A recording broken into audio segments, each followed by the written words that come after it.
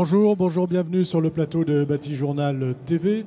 Nous sommes à Bipositive et cet après-midi, nous allons vivre une expérience chantier zéro carbone avec mes invités.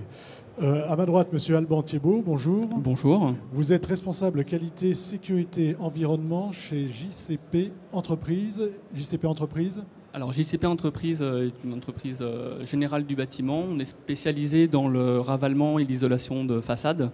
On fait également des travaux d'intérieur et de VRD, mais on est plutôt spécialisé dans l'isolation de façades. Pour parler très rapidement du zéro carbone, on a ouvert maintenant il y a une dizaine d'années un service QSE. Donc pour les parties qualité, sécurité, environnement, on a obtenu notre triple certification QSE il y a une dizaine d'années. Donc voilà, on est... Vous êtes dans une démarche, on va dire, qui va assez loin. Voilà, exactement. Et on va parler avec vous d'un chantier zéro carbone. À côté de vous, Jennifer Gadet, bonjour. Bonjour. Vous êtes responsable technique chez Logirep. Logirep. Alors Logirep est un bailleur social, donc une filiale du groupe Polylogie qui aujourd'hui atteint à peu près les 80 000 logements. Et donc on est situé sur l'île de France principalement donc avec Logirep. Et puis aujourd'hui du coup on est les premiers à vous lancer dans le chantier zéro carbone. Tout à fait. On va y revenir. Tout à fait. En face de vous, Monsieur Stéphane Carmine, bonjour. Bonjour. Vous êtes le président de l'association RQE. C'est ça, RQE. Alors, qu'est-ce que c'est RQE? Alors, pour recherche qualité environnementale. En fait, c'est une association qui porte deux labels. Un label décerné aux entreprises qui souhaitent s'engager dans le développement durable en l'intégrant dans leur processus en tant qu'entreprise du bâtiment.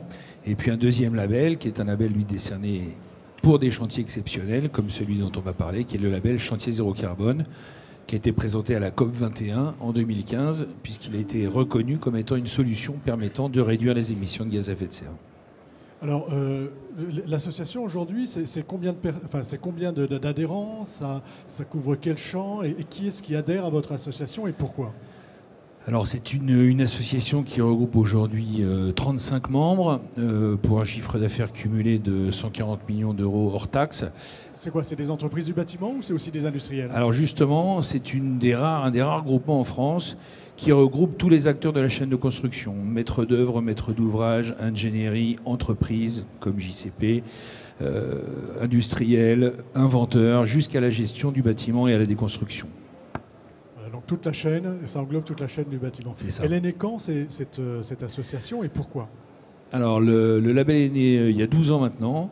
Elle est née en fait d'un constat qui était que des entreprises sérieuses et responsables n'arrivaient pas à valoriser leur offre vis-à-vis des maîtres d'ouvrage et vis-à-vis de la concurrence effrénée. On s'est donc dit que pour nous qui étions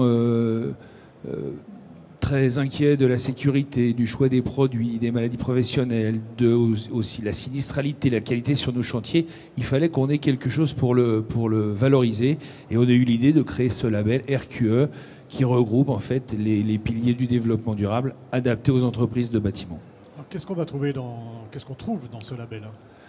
On va chercher quelle piste? C'est que du zéro carbone, mais je crois qu'on travaille aussi beaucoup sur le chantier, sur la sécurité, sur le... Alors en fait, on commence évidemment par les trois piliers du développement durable, qui sont le économique, social et environnemental, que nous, on a passé un petit peu à la moulinette des PME. C'est-à-dire que pour nous, le social est devenu le progrès social, l'économique, la performance économique, et puis l'environnement, le respect de l'environnement et du patrimoine. Et donc ça se décline sur 5 piliers. Le premier, c'est le respect du capital humain, autant des opérateurs que des utilisateurs, limiter les risques de pollution, éviter, réduire et valoriser les déchets, favoriser les économies d'énergie tant dans le fonctionnement des entreprises que des prestations qui sont proposées, type isolation thermique, rénovation énergétique. Et puis surtout, le cinquième et pas des moindres, c'est générer des richesses, puisque tout ça doit être adossé sur un modèle économique pérenne. Voilà, ce sont des fonctionnements d'entreprise. Voilà, c'est un fonctionnement d'entreprise qui doit permettre à l'entreprise de gagner de l'argent. Il n'y a pas de honte à cela et il faut absolument que ce soit... Pour que ce soit possible, je dirais même, il faut que l'entreprise gagne de l'argent avec ça. Clairement, sinon c'est un non-sens. Alors, aujourd'hui, combien de chantiers sont du type qu'on va voir là maintenant? Alors, aujourd'hui, on est passé à 17 chantiers réalisés, donc c'est assez peu. parce que c'est une démarche qui est quand même naissante, même si elle est née en fin 2015. Et puis aussi, il faut être clair, parce que les maîtres d'ouvrage s'y intéressent encore assez peu. Alors on a la chance d'avoir, nous, un maître d'ouvrage qui s'y intéresse. Oui, et on va parler donc d'un chantier de rénovation où il y a eu un gros travail sur l'isolation thermique par l'extérieur. Est-ce que vous pouvez nous présenter un petit peu ce qu'on a au départ de ce chantier, faire un descriptif du bâtiment, oui. Des bâtiments. Alors, donc, c'est une résidence qui s'appelle la résidence des Chardonnerets, située à Rosny-sous-Bois. Donc, c'est 121 logements. Donc, on a 2 bâtiments en R+4 et un bâtiment en R+12. Même 13, parce qu'il y a une petite salle tout en haut. Et donc en gros, en fait, on était sur des plaques en fibrociment en façade, donc qui du coup demandaient aussi une technique problématique amiante. Tout à fait, une grosse problématique amiante, donc pour pouvoir enlever tout ça. Et donc maintenant, il y a 2 ans, on a pu rencontrer l'association RQE et qui nous a parlé de cette idée novatrice auquel Logirep et donc le groupe Polylogie a de suite adhéré et qui du coup a été mis dans une démarche dès le début du processus, c'est-à-dire dès qu'on a établi les documents de consultation d'entreprise, etc., il était déjà question de répondre à des sur exigences. Ce chantier, vous êtes parti sur cette démarche-là. Tout à fait. Mais pourquoi ? Enfin, je veux dire, pourquoi le Logirep se lance là-dessus ? Parce que finalement, ça complique certainement un petit peu les choses quand même. Ça change vos habitudes. Et on verra après en quoi ça change vos habitudes. Oui, tout à fait. Alors oui, effectivement, ça bouscule les habitudes, je dirais. Aujourd'hui, Logirep et Polylogie donc, sont dans une vraie démarche environnementale. Et donc, pour nous, ça faisait complètement sens de se dire on va se lancer là, dans ce projet-là. On va tester, voir comment ça se passe. Et effectivement, aujourd'hui, il y a eu beaucoup de mise en place qui a dû être faite au départ, mais c'est un chantier qui a fonctionné, à dire plutôt normalement. Ça vient de se terminer, je crois. Hein, oui, la réception est prévue le mois prochain. Donc on est donc là, on va voir, sur la fin, oui. On est sur la fin. Du côté de l'entreprise, pourquoi une entreprise comme la vôtre ? Alors on a vu que vous avez une démarche de longue date, on va dire, sur ces questions-là. Vous partez là-dessus. Comment ça se passe avec Logirep et comment vous mettez en place ? Parce que là, on va rentrer dans le vif du sujet. C'est comment ça marche ? Comment on fait ? Alors, tout d'abord, comment on est arrivé là ? Donc, comme je vous ai expliqué, on est une entreprise depuis longtemps. On a voulu placer le développement durable au cœur de notre ADN, mais on a voulu aller un petit peu plus loin. Essayer de matérialiser un petit peu plus cet engagement, et pour ça on a décidé il y a de ça maintenant 2 ans, en début 2017, de rejoindre l'association RQE. Et grâce à cette adhésion, on a pu tout d'abord rencontrer des professionnels du bâtiment. Ça nous a permis aussi de découvrir de nouvelles techniques, de nouveaux produits. Et grâce à ça, on a très rapidement voulu relever le défi et répondre à l'appel d'offres du groupe Polylogie pour ce premier chantier zéro carbone. Qu'est-ce que ça implique ? Qu'est-ce qu'on met dans un appel d'offres quand on veut un chantier zéro carbone ? Alors en fait, ce qu'il faut savoir, c'est qu'on a déjà travaillé en étroite collaboration avec ARQE pour dire en gros, voilà, nous, nos exigences sont celles-ci. Donc sur le fret, sur les matériaux, les techniques avec les collaborateurs sur le chantier. Il y a tout un processus qu'il a fallu mettre en place et donc dire de suite aux entreprises, voilà, nous, c'est ça qu'on recherche. Maintenant, quelles sont les solutions que vous voulez nous apporter pour réussir à atteindre cet objectif-là, en fait. Quand on parle d'objectif zéro carbone, ça veut dire quoi exactement ? Est-ce que ça veut dire vraiment zéro carbone ? Parce que est-ce qu'on atteint ce zéro carbone ? Et où est-ce qu'on va chercher le carbone ? En fait, tout l'objectif justement du projet chantier zéro carbone, ça va être dans un premier temps de mettre en place des actions via les différents partenaires du chantier, notamment du réseau RQE, pour essayer de limiter au plus les émissions de carbone sur notre chantier, les émissions de carbone liées à nos activités. Donc, pour ça, on a fait appel à des entreprises qui nous ont apporté des solutions environnementales. Bien évidemment, on ne peut pas, sur notre chantier, arriver à zéro carbone. C'est impossible. Ou alors, on ne fait rien du tout. Et pour justement équilibrer cette partie incompressible de carbone, on va demander au maître d'ouvrage de financer un projet écologique. Alors, je pense que M. Carmine va expliquer exactement le projet écologique. Et en fait, c'est ce projet écologique qui va pouvoir équilibrer le carbone sur notre chantier et arriver à ce résultat de zéro carbone. Alors, avant de revenir en détail sur le chantier, on part voir M. Carmine pour que vous nous parliez de ce projet écologique. Comment ça fonctionne ? Donc vous avez bien compris le principe, on calcule les émissions de gaz à effet de serre et d'autres impacts aussi. Je précise, on est bien en phase chantier. C'est ce qui se on passe est absolument sur le chantier. En phase chantier. Donc, en face de chaque activité qui nécessite de l'énergie, vous avez une quantité d'émissions de gaz à effet de serre. Ça, c'est incompressible. Donc, le point le plus important, c'est donc de réduire les impacts. Alban en a parlé, et puis c'est le mieux placé pour dire ce qui s'est passé sur ce chantier. La façon dont on équilibre, c'est qu'on demande la participation financière du maître d'ouvrage pour capter la quantité de carbone qu'on n'a pas pu éliminer, qui est donc incompressible. La fabrication des matériaux, le transport, le fret, etc., etc. À partir de ce moment-là, la quantité résiduelle d'émissions de gaz à effet de serre en bas à droite de la feuille, c'est zéro, parce qu'on a capté en finançant la plantation et la pousse d'arbres en quantité suffisante pour emprisonner, pour piéger les émissions de gaz à effet de serre résiduelles. D'accord. Mais est-ce qu'il y a une obligation ? Parce qu'à la limite, ça je peux le faire tout le temps, on va dire.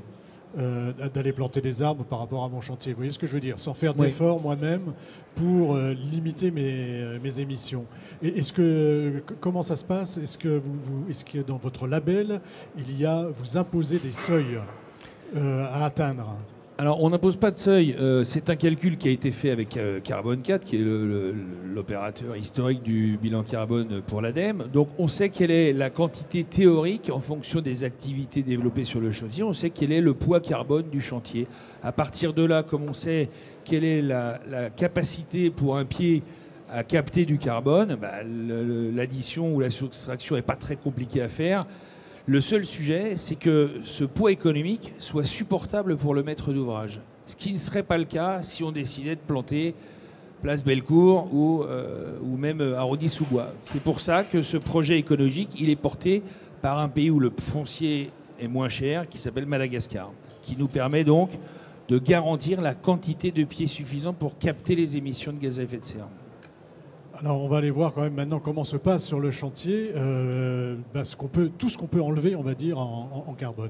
Comment vous faites, comment vous procédez ? Alors déjà, ça a été au départ une organisation très différente des chantiers dont on a l'habitude de faire. C'est qu'en fait, la toute première chose qu'on a fait, c'est une évaluation environnementale de notre chantier pour bien comprendre quels allaient être les impacts environnementaux des activités de notre chantier. Donc pour ça, on a utilisé entre autres un outil qui s'appelle le bilan carbone, qui en fait comptabilise l'ensemble des émissions de carbone de notre chantier. Et en regardant en fait ce bilan carbone, on s'est tout de suite aperçu que plus de 63% des émissions de notre chantier étaient liées aux intrants, donc aux achats de produits. Donc on a tout de suite compris l'importance qu'allait avoir le choix de nos fournisseurs, mais aussi leur mode de production, leur lieu de production et de manière générale leur engagement dans le développement durable. Donc on a fait très attention aux fournisseurs qu'on allait choisir.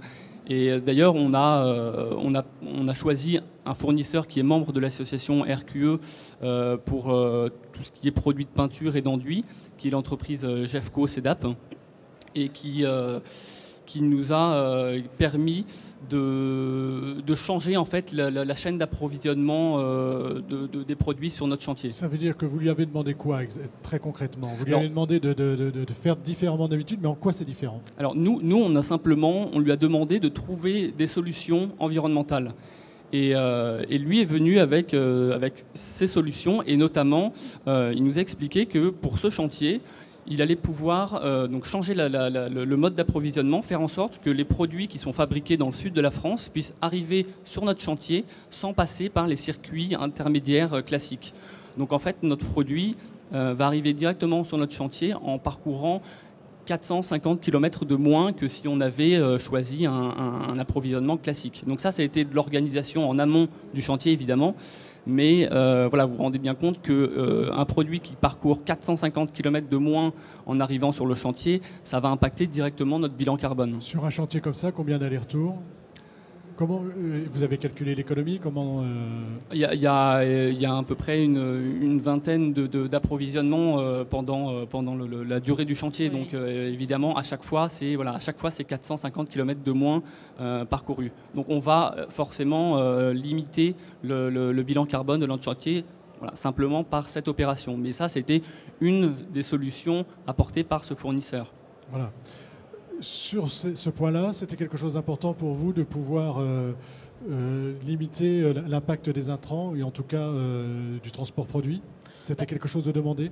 C'était même une priorité, c'est-à-dire que le but était là surtout de faire le moins d'aller-retour possible, alors aussi bien pour les fournisseurs que pour la gestion des déchets, et surtout aussi d'avoir, on a eu la chance sur ce chantier-là aussi d'avoir une zone de stockage assez importante pour pouvoir faire venir par gros volume aussi. Donc ça aussi, ça permet de limiter. Bah oui, pouvoir stocker, avoir du volume sur des gros chantiers comme celui-ci. Oui, oui. Autre point important sur ce chantier, les déchets, la gestion des déchets. Vous avez mis en place quelque chose de particulier. Donc je ne sais pas lequel des deux veut en parler.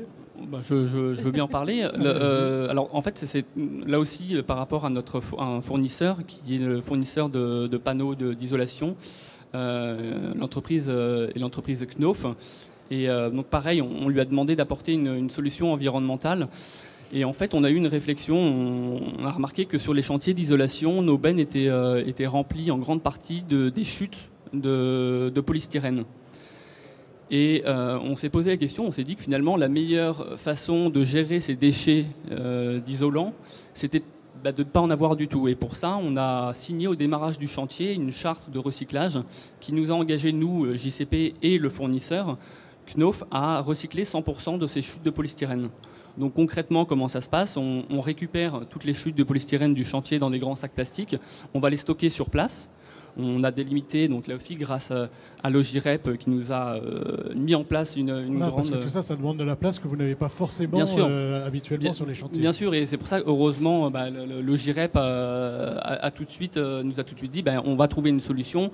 On a pu bénéficier d'un emplacement suffisamment grand pour pouvoir stocker, parce que c'est des sacs de 2 mètres cubes. Et l'intérêt, c'était aussi de pouvoir en stocker le plus possible sur le chantier pour éviter que le fournisseur passe toutes les 2-3 semaines chercher ses sacs. Donc là, aujourd'hui, le Knauf, le fournisseur, vient à peu près tous les 2 ou 3 mois pour récupérer ces chutes de polystyrène qu'il va ramener dans leur usine. On va les usine qui n'est pas très loin. Qui n'est pas très loin du chantier. Qui n'est pas très loin, non. Et, mais l'intérêt, c'est pouvoir ensuite remettre ces isolants dans la chaîne de production. Ils vont être rebroyés et ils vont pouvoir être retransformés de nouveau pour des panneaux d'isolants. Alors le temps passe. Je vais vous demander de nous énumérer un petit peu les autres actions que vous avez entreprises, parce qu'il y a des choses très intéressantes, par exemple, sur la gestion du chantier avec les opérateurs et aussi sur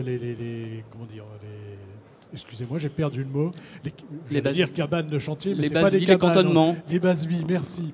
Alors, comment ça se passe au niveau des bases vies et comment ça se passe aussi avec vos salariés? Alors, justement, tout à l'heure, je parlais rapidement du bilan carbone. Donc, en fait, sur notre bilan carbone de notre chantier, il y a évidemment l'énergie qui représente une part assez importante. Et pour ça, finalement, les consommations d'électricité sont justement sur cette base vie. Donc on a voulu essayer de trouver une solution.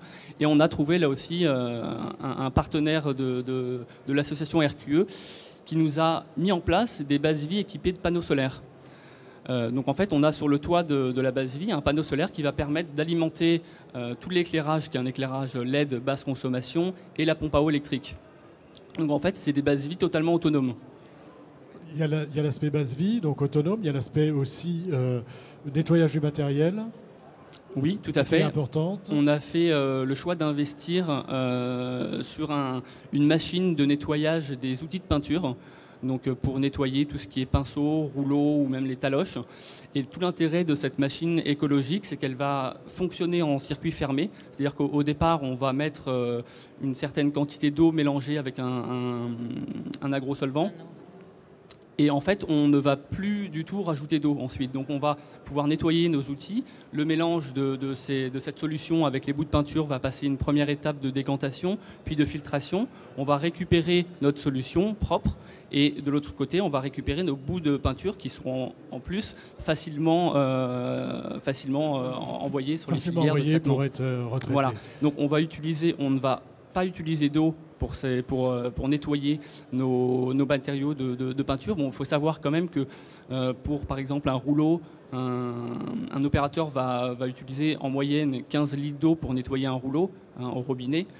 Ici, il n'utilise pas d'eau du tout. Et puis, à côté de ça, et c'est même peut-être plus important, on ne rejette surtout pas les On ne rejette pas les eaux usées voilà. dans le circuit. Dernière chose, sur l'aspect, on va dire, sécurité et travail de vos opérateurs. Vous avez également mené une action avec quelqu'un de RQE. Bien sûr, c'était très important aussi pour nous de faire en sorte que les opérateurs du chantier, qui sont finalement les acteurs principaux du chantier zéro carbone, prennent conscience et participent au projet. Et pour ça, on a décidé de travailler avec un organisme de prévention qui s'appelle BR Consult et qui est spécialisé justement dans la prévention, sécurité et environnement. Et grâce à eux, on a pu mener des campagnes de sensibilisation sur le chantier. Donc on a réuni tous les opérateurs du chantier. On a fait plusieurs pendant le chantier. Et en fait, on les a réunis pour leur expliquer d'une part ce que c'était réellement le projet chantier zéro carbone, parce qu'évidemment ils ne connaissaient pas, ils ne savaient pas du tout ce qu'on attendait d'eux. Et on ne voulait pas simplement leur dire bon bah voilà, les déchets on va les trier comme ça, les lumières va falloir faire attention de bien les éteindre, le radiateur aussi. On voulait leur faire comprendre le projet chantier zéro carbone. Et grâce à ces sensibilisations, on a été même assez surpris de voir que, parce qu'au début c'était un petit peu compliqué. Oui, parce qu'au début, on change les habitudes. C'est ça. Je pense qu'on est tous un peu pareils. Quand on nous demande de changer nos habitudes, on n'aime pas vraiment. Et les opérateurs de chantier, ils sont comme tout le monde, ils n'aiment pas du tout. Et au début, c'était un petit peu compliqué.